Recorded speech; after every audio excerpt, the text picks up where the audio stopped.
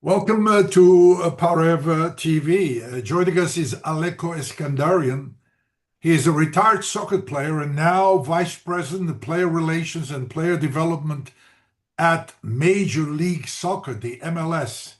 Our topic is the upcoming World Cup games in North America, Canada, and Mexico. Alecko, the last men's World Cup in the US was in 1994. That was 32 years ago. And obviously, there's so much excitement about the upcoming games. My question to you is what excites you most about 2026 World Cup being hosted in North America? And can you give us an idea of how soccer culture changed in the United States over the last 32 years? Yeah, for sure. First of all, thank you for having me. Always an honor and a privilege. But yeah, it's an exciting time right now. The game is growing, the sport is growing, and anytime the world's best players come to this country, we could expect a boom of popularity for the sport.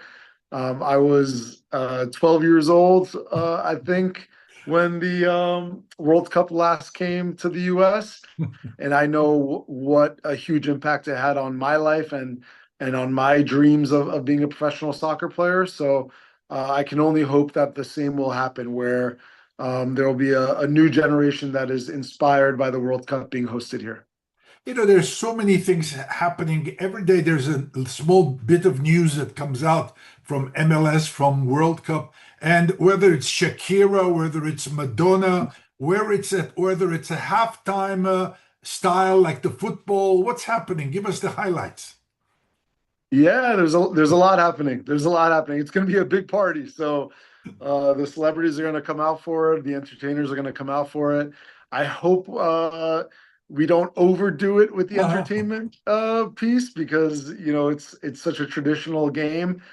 And so I know they experimented with a few things at the Club World Cup last summer, but I hope they limit the impact that it has on the match itself. But it's a big party, and so everyone's going to try to capitalize on it, including the sponsors, including MLS as a league as well.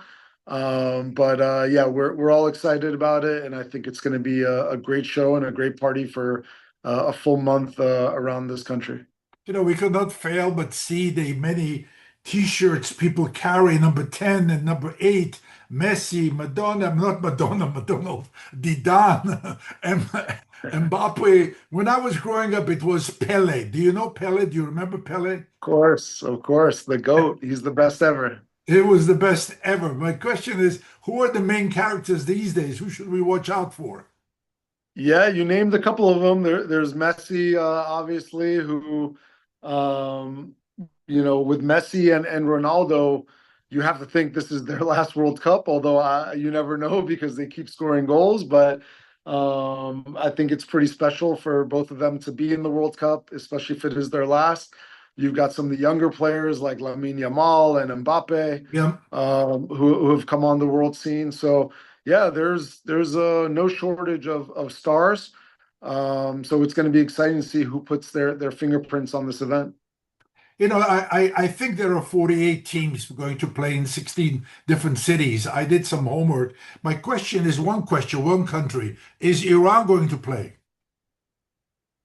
I hope so. That's what I'm hearing, but obviously it's a difficult time right now with what's going on around the world, not just in Iran, but in other places as well. But for me, soccer has always been a unifying sport and one that brings together all cultures, all people. So I sincerely hope that whatever situation is happening in Iran gets resolved for the sake of the people there, and that the national team can come here clear-minded to represent the people. Could we say that the immigrant community promoted soccer in the United States? What is it do we owe? Every single school I'm affiliated with, I hear boys and girls into soccer. So wherein lies the engine that pushes this forward? Yeah, and like you said, it's all the immigrants that came to this country, introduced this sport to the country, and I hope, sincerely hope that it will be a fabric of this country, that it will be part of this country's culture, and I think it is. You look at MLS and the growth that we've had over the years. Back when I was playing, there were only 10 teams. Now there's 30 teams, right? And there's Oh, brand new stadiums, new facilities, training facilities, clubs and fields all over. So I very much think, just like some other things that immigrants have introduced to the United States, that soccer has now become one of the premier sports in this country. And I'm only hopeful that the World Cup will take it to another level. could you say that soccer finally is mainstream in America? I believe so. You see with the attention that it's getting with the World Cup, and like you said, all the stars and celebrities that want to be part of it. I think there's no question that the game is a part of the fabric of this nation now, and the popularity is as high as it's ever been, and it's only going to rise. We're just seeing the tip of it, and I think this is a great opportunity for soccer to get on that same level of basketball, football, baseball in this country. Alecko, you have been playing soccer for many years. Now you are vice president within the MLS organization. June 11th, what do you expect? June 11th, the first game, I believe, Mexico or somewhere. Tell us, and what do you expect in the finals? Who is going to be in the finals on July the 19th? Yeah, it's going to be exciting. I'm looking forward to just being a fan and watching games. I'll be going to a couple of the matches. I Really? plan right now going to LA to watch Iran, Belgium, and USA, Turkey. And so, yeah, I'm looking forward to being a fan and watching the games. And yeah, we'll see. In terms of the favorites, I played for the US. My dad played for Iran, so there's definitely some bias there. And I hope both countries do very well. In terms of who I think looks great on paper, Spain and France, you can never count out because I think they could put an A team, a B team, a C team, and all three of them would be able to compete. But I'm very much just looking forward to watching exciting games, and I hope that the U.S. can advance as far as we have in a very long time. I'm sure you know that there will be many, many upsets. I don't want to say what will happen with Brazil and Morocco, the first game they face each other, or USA with Paraguay. How do you react when there are upsets? You must go crazy. It's a World Cup. There are no upsets as far as I'm concerned.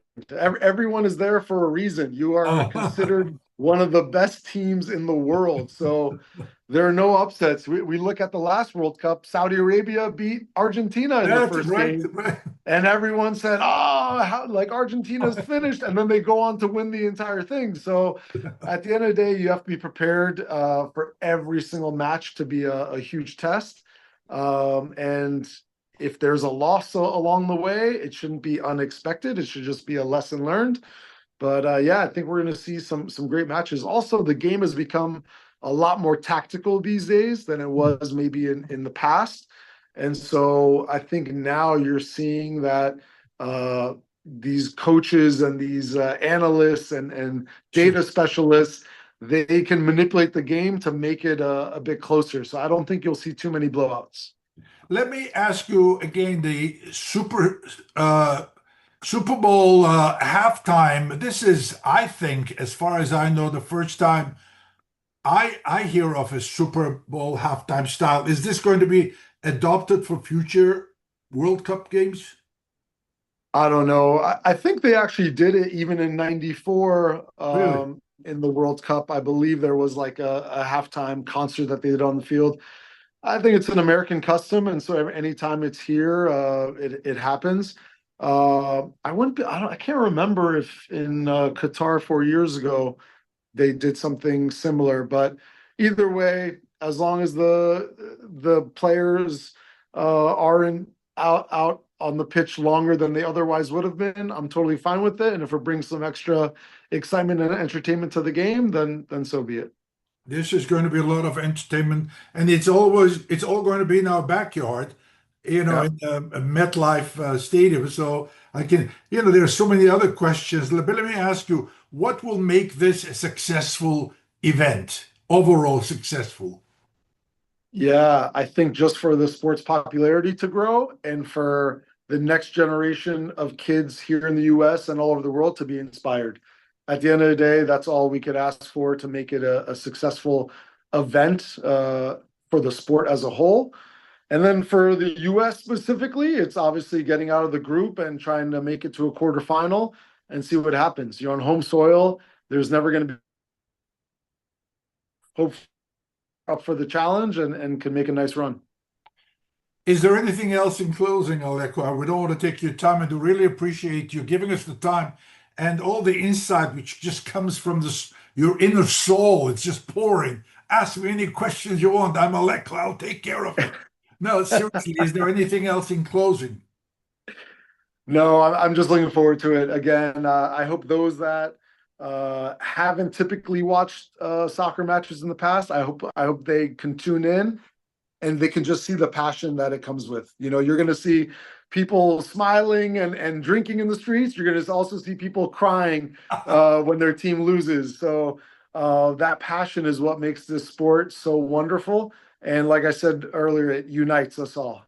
And I hope that we have one big party for everyone to enjoy, and everyone can enjoy the games and become fans of the sport. How many billion people will be watching these games? Give me some numbers.